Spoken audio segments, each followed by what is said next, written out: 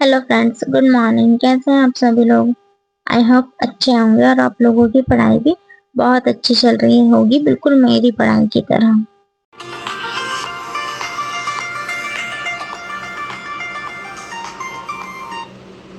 आज के मेरे दिन की शुरुआत होती है 5:20 से। पहले मैं मॉर्निंग में 6 o'clock उठा करती थी, बट डे बाय डे में मेरा टाइम और ज़्यादा उठने का जल्दी कर रही हूँ। अभी मैं 5:20 तक पहुँची हूँ, बट मुझे मेरा शेड्यूल पहुँचाना है 3:30 तक, क्योंकि मॉर्निंग का टाइम जो होता है ना, वो बेस्ट टाइम होता है खुद के लिए भी और थ्योरी पढ़ने के लिए। इस टाइम पर हमारी कैचिंग पावर बहुत ज़्यादा अच्छी होती है और मैं मॉर्निंग पर्सन हूँ। मैं मॉर्निंग में पढ़ना ज़्यादा पसंद करती हूँ, इवन आफ्टरनून और इवनिंग टाइम में, क्योंकि मुझे मॉर्निंग में बहुत ज़्यादा एनर्जेटिक फील होता है और मैं मॉर्निंग में पढ़ना पसंद करती हूँ।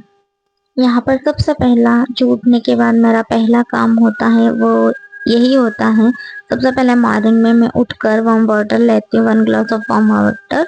और मुझे सम पीरियड इशू है, मेरे पीरियड रेगुलर होते हैं, तो उस वजह से मैं अभी एक नई दवाई मैंने स्टार्ट की है, आयुर्वेदिक सी केयर। अब देखते हैं इससे फर्क पड़ता है या नहीं।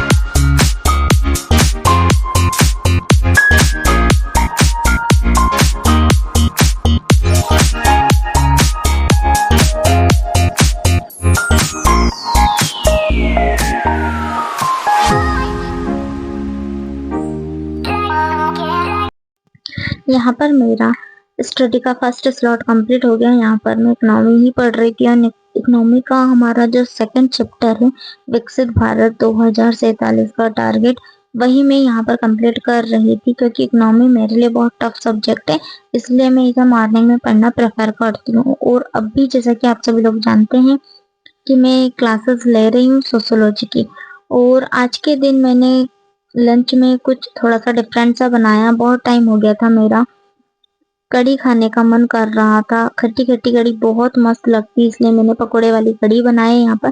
तो आज के लंच में मेरे हस्बैंड के लिए मैंने कढ़ी और चावल फ्राई करके रखे थे, जो कि आज का लंच होने वाला है। बहुत दिनों बाद सम डिफरेंट लंच मैंने दिया है उनको। बाकी ऑल टाइम तो मैं रोटी सब्जी और ऐसी वैसी चीजें कुछ नहीं देती हूँ, सिर्फ सादा सिंपल खाना ही देती हूँ।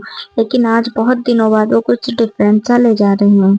और आप लोगों के यहाँ पर करी कैसी बनाई जाती है? पहले उबाला जाता है, उसके बाद फ्राई किया जाता है, या डायरेक्ट? मुझे ना मेरी मम्मी के हाथ की कढ़ी बहुत अच्छी लगती थी। हम लोग क्या करते थे, पहले बेसन वगैरह सब कुछ मिक्सअप करके उस कढ़ी को पहले हम उबालते थे, देन उसके बाद फ्राई करते थे। लेकिन मेरे इन-लॉज के यहाँ ऐसा नहीं होता, यहाँ पर डायरेक्ट फ्राई करने के बाद उसे उबाला जाता था। तो मैंने भी आज ऐसी ही कढ़ी बनाई, जिसे मैंने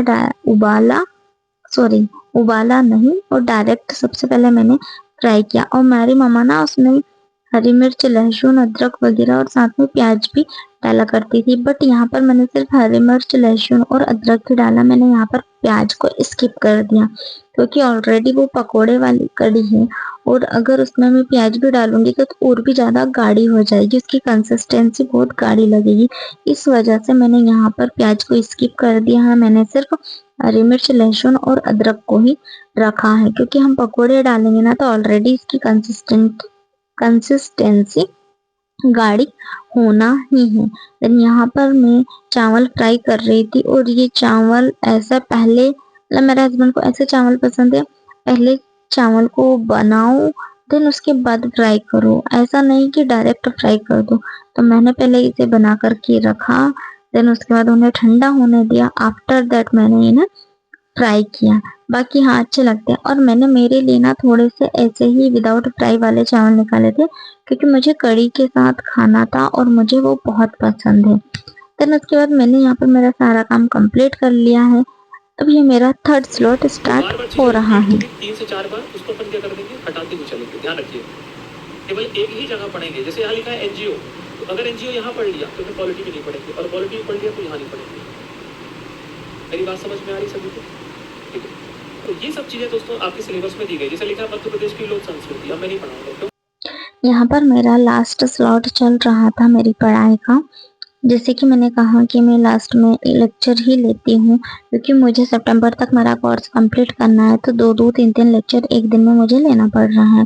तो सर यहाँ पर सिलेबस एक्सप्लेन कर रहे थे और अभी सिलेबस के बाद यहाँ पर प्रीवियस ईयर क्वेश्चन पेपर वो शेयर कर रहे हैं, क्योंकि प्रीवियस ईयर क्वेश्चन के बगैर हम लोग कुछ नहीं कर सकते। हमें किसी भी सब्जेक्ट को पढ़ने के लिए उसके क्वेश्चन के टाइप को समझना बहुत जरूरी है। अगर हम लोग नहीं समझ पाएंगे कि हमें किस टाइप के क्वेश्चन हमसे एग्जामिनर पूछ रहा है, तो हम कैसे पढ़ेंगे।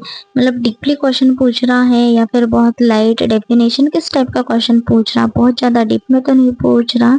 इन सारी चीजों के बारे में हमें पता होना चाहिए। देन उसके बाद ही हम लोग हमारे किसी भी टॉपिक को पढ़ सकते हैं। अब यहाँ पर क्या हुआ था ना, सर ने स्टार्टिंग की थी सोशोलॉजी की सेकंड यूनिट से और मैंने स्टार्ट किया था, मैं रिकॉर्डेड लेक्चर ले रही हूँ, तो मैंने पहले ही स्टार्टिंग में यूनिट फर्स्ट की पढ़ी, बट उन्होंने यूनिट सेकंड से स्टार्ट किया था। तो वो यहाँ पर सिलेबस एक्सप्लेन कर रहे थे और प्रीवियस ईयर क्वेश्चन हमें समझा रहे थे कि किस टाइप के क्वेश्चन आते हैं, तो हमें आंसर राइटिंग कैसी करनी है, हमें फॉर्मेटिंग वगैरह सब कुछ वो सिखा रहे थे। इसलिए मुझे ना सिलेबस एक्सप्लेन वाली लेक्चर जो है ना बाद में लेनी पड़ी। तो ठीक है फ्रेंड्स, आज के लिए इतना ही रखते हैं, बाय बाय।